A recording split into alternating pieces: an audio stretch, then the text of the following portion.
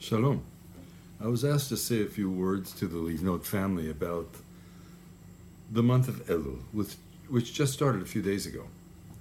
One of the buzzwords that we hear during this month is return, to return. There's a Jewish movement of returning, as it were. In Hebrew, the word is tshuva. And the word is a complex word that means many things.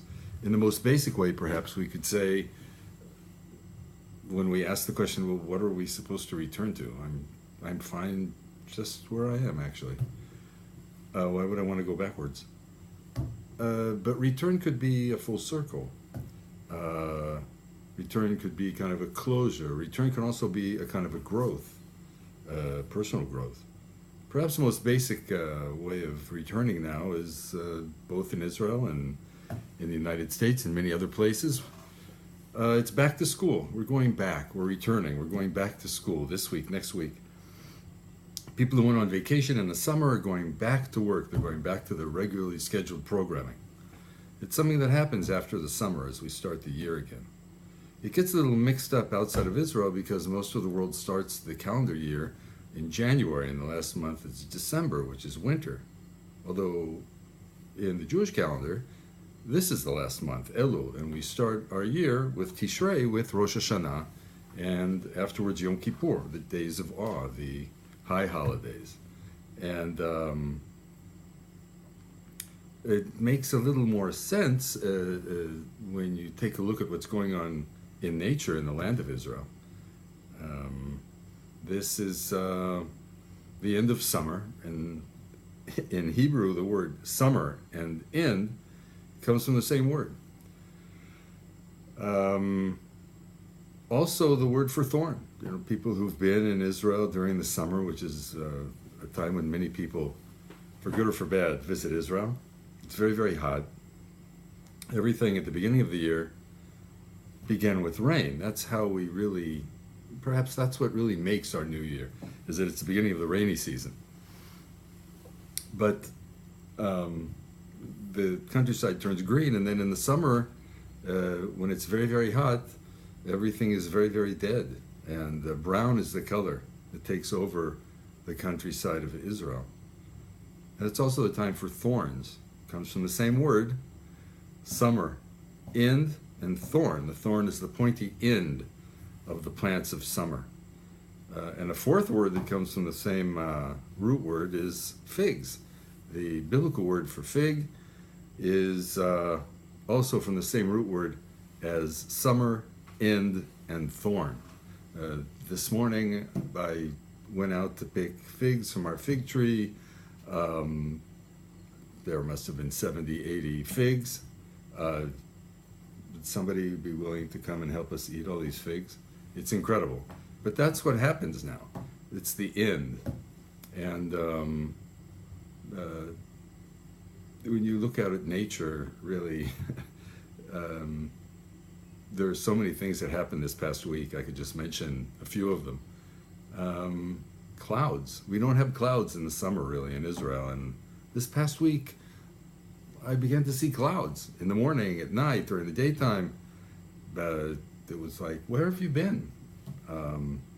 And a special plant called the sea squill, which blooms, starts growing and blooming during Elul. I saw the first ones this week. It gets a little bit cooler. It's very subtle.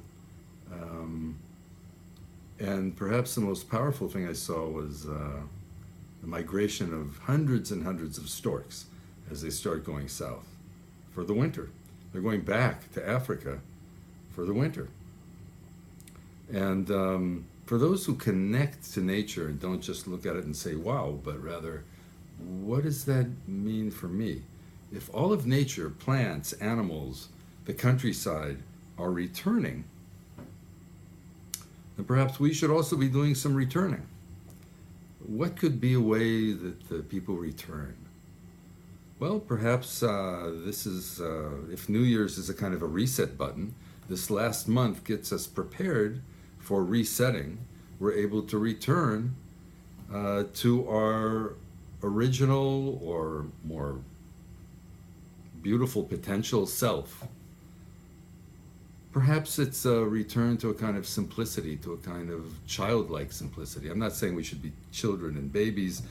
We have to be responsible. We're adults. We're mature. We have things to do and places to go. But there is something special about that youthfulness, that way of looking at things. Abraham Joshua Heschel said it was the ability to see the world with eyes of wonder, radical amazement. When you see little children looking at ants and being amazed, and we don't really get amazed at ants anymore at our age. Perhaps we should. Those little things, the ability to look at the simple things and understand them and connect to them and be appreciative, is a kind of returning. That's kind of the word that kind of sums up all of Elul. There are many different ways of returning. People who are very connected to the idea of God will say, we're returning to God. We're returning to what God wants us to be. If someone does not believe in God and is an atheist and is Jewish and wants to connect to the tradition, one can say, I'm returning to my original self, or the best I can be. I'm getting back to that. And of course, it can be a fusion of both.